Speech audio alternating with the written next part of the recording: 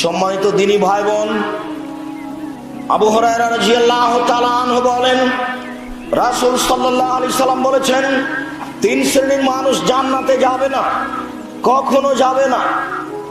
এক, মদমিনুল খামর, যারা নিয়মিত বিড়ি, তামাক, জর্দা, সিগারেট, গুল, নেশাদার দ্রব্য খায়, পান করে, তারা জান্নাতে যাবে না।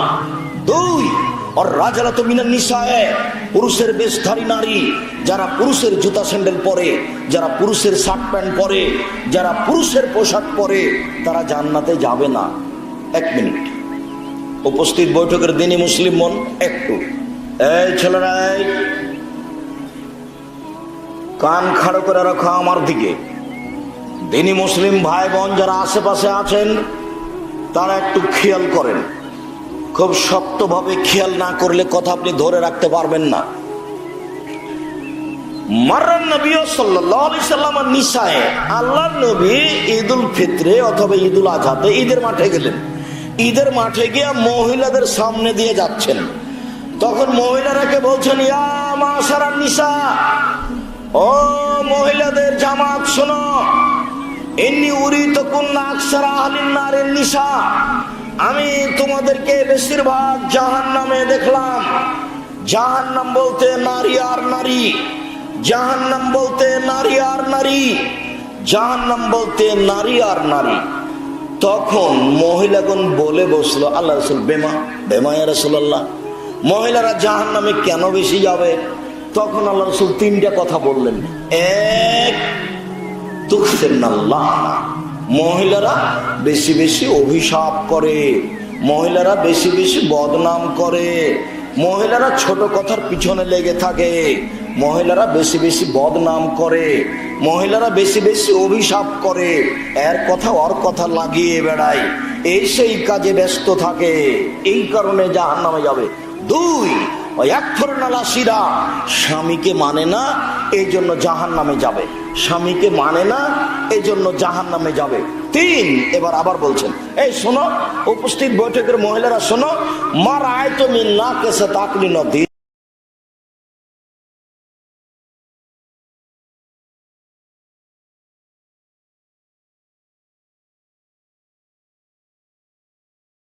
বুদ্ধিকে নষ্ট করতে পারে। আমি দেখিনি তোমাদের চেয়ে কাউকে যে বুদ্ধিমানের বুদ্ধিকে নষ্ট করতে পারে। তোমরা এমন জাতি যে বুদ্ধিমানের বুদ্ধিকে নষ্ট করতে পারো। একবার যদি আপনার সাথে হাসি দিয়ে কথা বলে, তাহলে আপনার অর্ধেক ঈমান কমে যাবে।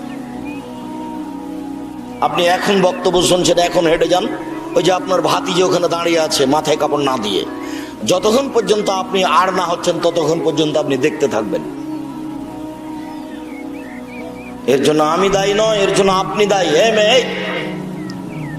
মাথায় কাপড় দাও না কেন? এখনো তোমার মাথায় কাপড় নেই কেন? কি মনে করো তুমি? বুঝে নিলাম তোমার বাপ নাই, গ্রামবাসী তো আছে। বুঝে নিলাম তোমার মা নাই, চাচি, খালা, ফুফু তো আছে, তারা তো তোমাকে দেখবে। জাহান্নাম বলতে নারী আর নারী, তিন শ্রেণীর মানুষ।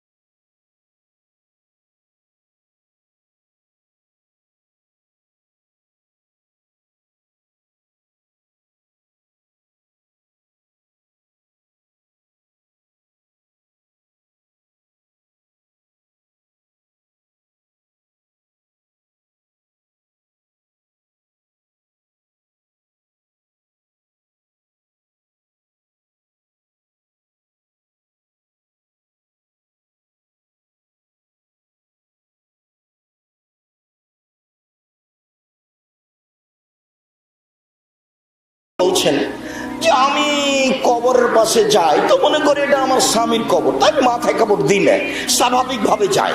কয়দিন পরে আমার বাপের কবর হলো, তা আমি মনে করি এটা আমার বাপের কবর, এটা আমার স্বামীর কবর, তা আমি মাথায় কাপড় দিলে এমনিতে কবরের পাশে যাই। কয়দিন পরে কবর হলো উমারের, তখন আমি আর খালি মাথায় যাই না, আমি লজ্জা করি উমারকে, বেগানা পুরুষের কবর আছে এখানে, আমি মাথায় কাপড় দিয়ে নিজেকে গুটিয়ে নিয়ে যাই। আয়েশা রাদিয়াল্লাহু তাআলা কবরকে লজ্জা করেন, আর আপনি এখন পুরুষের সামনে বসে আছেন মাথায় কাপড় না দিয়ে।